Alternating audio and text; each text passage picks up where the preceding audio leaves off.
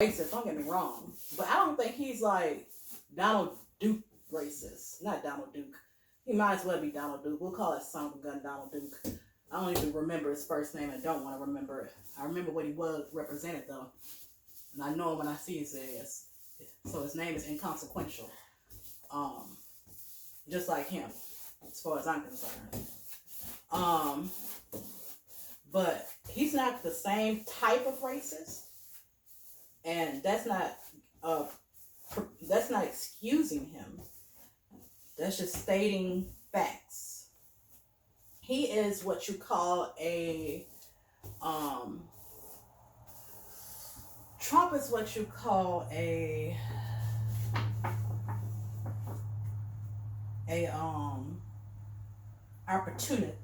opportunistic racist, meaning that you've seen Trump in pictures with people like old boy that used to be with Mike Tyson with the funny hair. You know, if a black man is making money and Trump stands to make some money off of him or with him, I mean, he'll sit down with him, he'll hug him, hold his hand, kiss him. You know what I mean? And by kiss him, I mean like, you know, kiss on cheek, cheek to cheek. You know how French people do it, even the men. You know, he'll invite him over to his home, wine and dine him. There are some people that won't even do that. They won't have anything to do with the black person, like the David Dukes of the world, even if it means making money. You know, that's how much they hate black people. They're willing to let go some money because their hatred runs that deep. Okay? So Trump is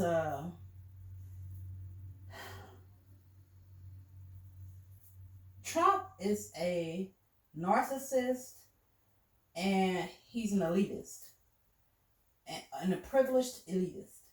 So basically, if you're on the train of, you know, rich and making money, and you run in certain circles and you don't oppose him, even if you're black, I think he would get down with you. And I think he would really grow to like you. You know what I mean? That's what I mean. You know, I think it's mostly about money for Trump. And power. Money and power. And agreeing with him. Money, power, and agreeing. If you have money, you have power, and you agree with him, I don't think it really matters what color you are for him. I really don't. So, and we'll talk more about that with others. I'll talk about it myself. Talk about a lot of different topics on this channel. I always say that because I just like to give my people a heads up about what the type of things we're gonna eventually end up talking about on my channel. My channel is gonna be fun. I'm gonna be doing some traveling. Vegas. I want to travel out of the country to places like Cabo.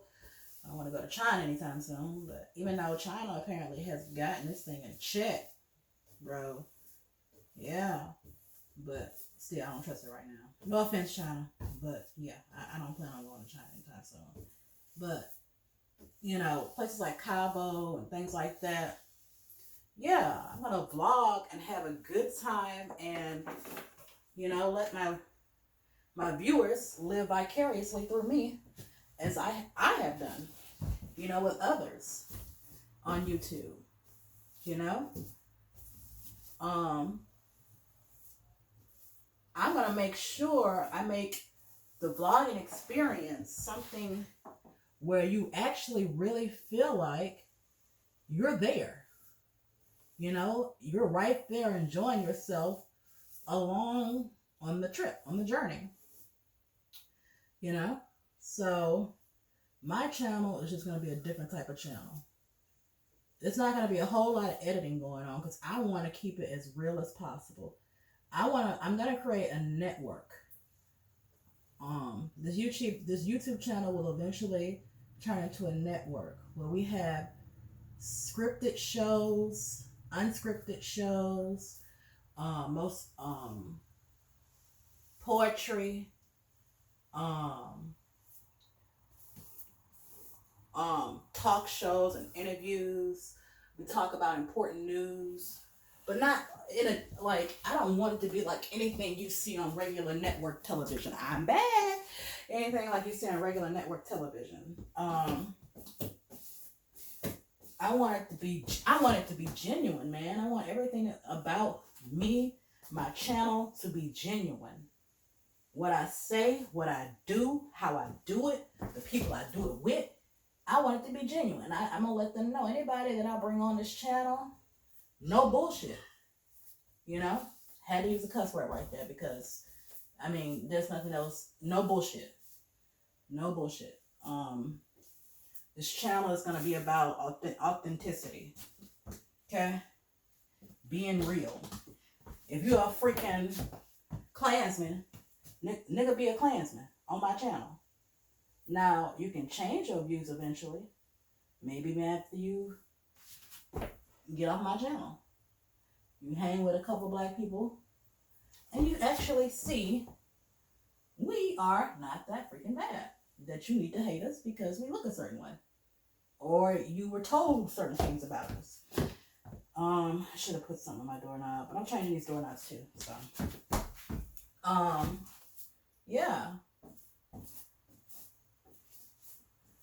You know, whatever you were told, we ain't that bad, bro. You know? And those of us that have done things, listen. We have gone through so much in this country. What do you expect? When you bring a group of people over here, or a group of people anywhere, and you make them property, total property. At least some of the others were serfs, meaning that they had freedom once they completed whatever task or job or whatever it was. They could have their own freedom at a certain point. There was no freedom for the slaves. There was no chance of earning freedom for the most part unless you escaped or you got lucky and somebody bought you out of slavery. And even then, you still could be placed right back in slavery and that's exactly what happened many times back then. You know, you would be bought out of slavery on your way to the north, and next thing you know, your ass is kidnapped and brought right back to the south. Instead of being brought back to Louisiana, they bring you back to Mississippi or freaking Georgia or something. You know? So, and then, once they abolish it, they promise you all the 40 acres and a mule, don't give you nothing. Then, they instate Jim Crow, and, you know, you're not allowed to do anything. You're not allowed to vote. You pay taxes. You're made to have to pay taxes. And pay for the sheriff's freaking salary. But you're not allowed to vote. You have to pay for the deputy's salary. You know, but you're not allowed to stay in certain areas. You're not allowed to use certain water fountains. You're not allowed to shop in certain stores. You're not allowed to use certain restrooms. You're not allowed to sit in front of the bus. But the same bus system you have to pay to help keep going. That would make anybody go, F this country. I'm going to start robbing, stealing, and taking, you know, not anybody, but a lot of people. I'm going to start robbing, stealing, and just taking stuff, you know? So, and a lot of people are still stuck in that cycle. And they're stuck in that cycle because let's not forget also, we were not allowed to learn how to read and write. So many of our ancestors Not that long ago, up until not that long ago, I don't. Did my uncle? I know my grandmother knew how to read and write. I'm not so sure about my grandfather. I think he did. I think he did. I want to say my great grandmother knew how to read and write. My mama's side, But I just know that at least 3 generations ago, a lot of my ancestors probably still did not know how to read and write, right? Mine started learning how to because they just had that kind of drive in them. I come from a family where they just had that kind of drive in them. And my mama pushed it on me, and I'm just really talking right now. I'm not talking speaking how I usually speak. I'm a pretty good orator, but I'm just talking to y'all. Just having a conversation, um, an open conversation.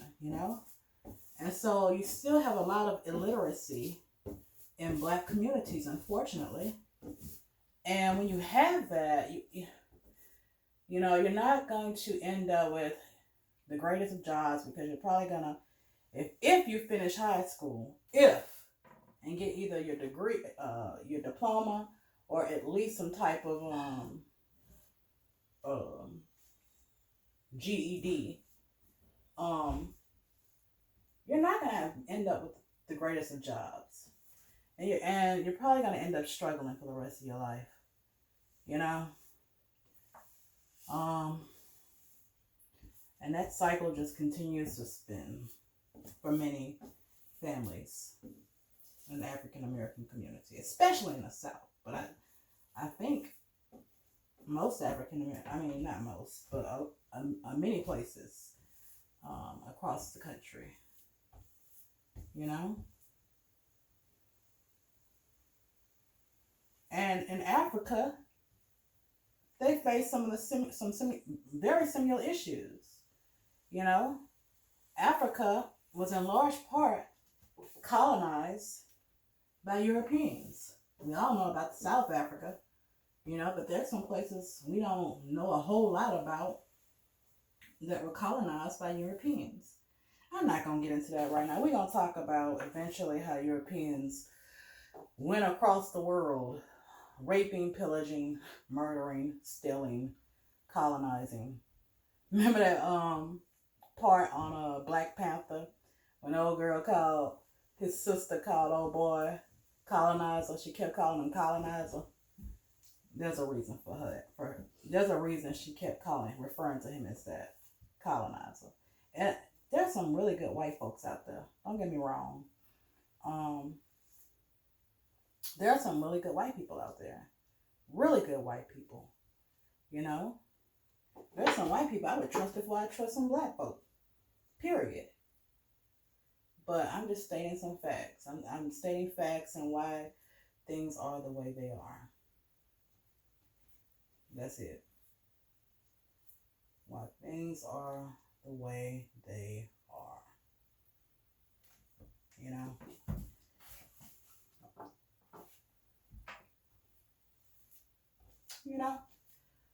But I am so happy you guys have stuck with me as I've painted this entire door. DIY. This is just like the second of multiple steps to renovating this entire room. And this is just one room, right? After they saw this, my parents were like, we want to do the whole house. I was like, oh, Jesus Christ. We want to do the whole house. And there's no way I'm going to let my parents do this by themselves. And my brother isn't either. He's been a great help. My brother's been a great help. I'm going to give credit where credit is due. He played a large part in laying this flooring initially, especially. And also assisting with the painting. And he works a 9 to 5 or 8 to 5 or whatever.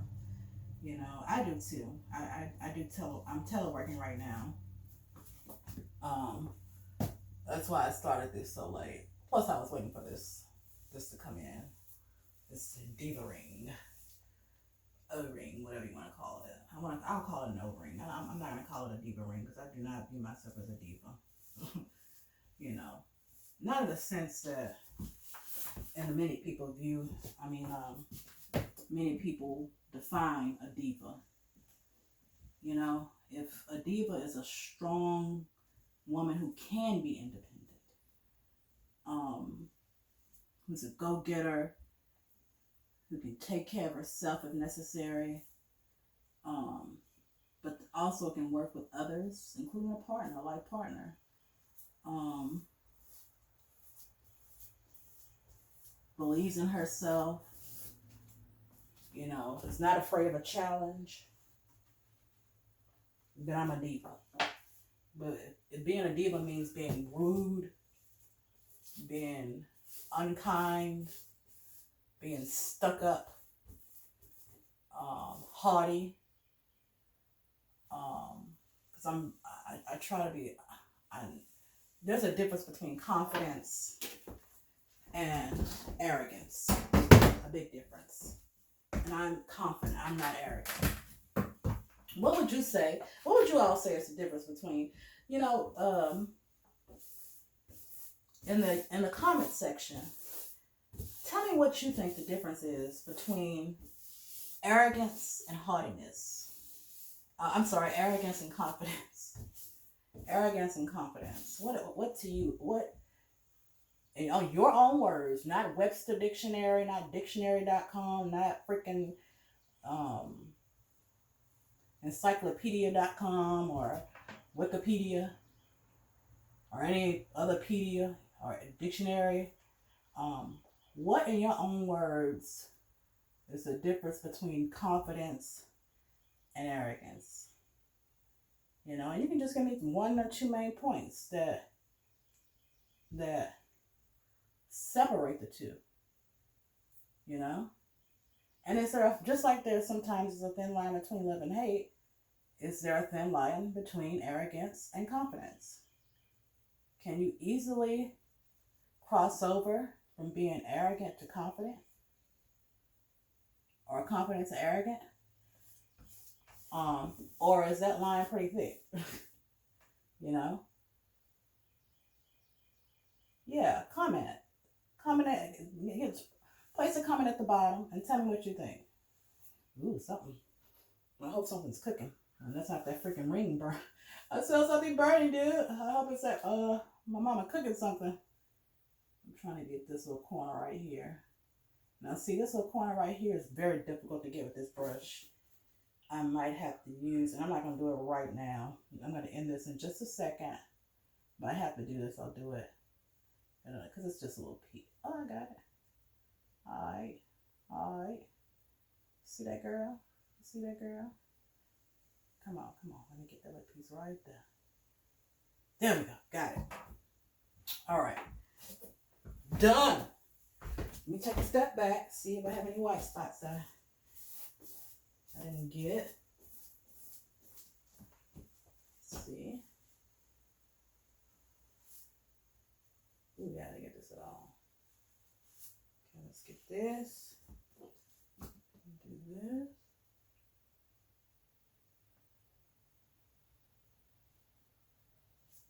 Okay.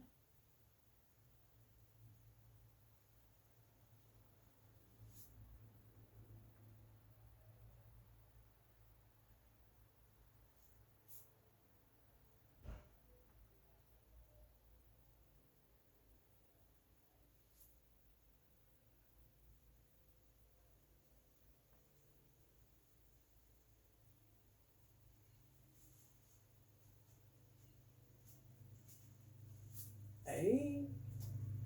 All right. It's a little thick right there. All right. And sometimes you have to wait for it to dry to see what areas you need to leave alone and what areas you need to go over with another coat. I mean dry, not, this is still, even though this dries pretty quick for paint, you can tell it's still pretty wet. You know what I mean?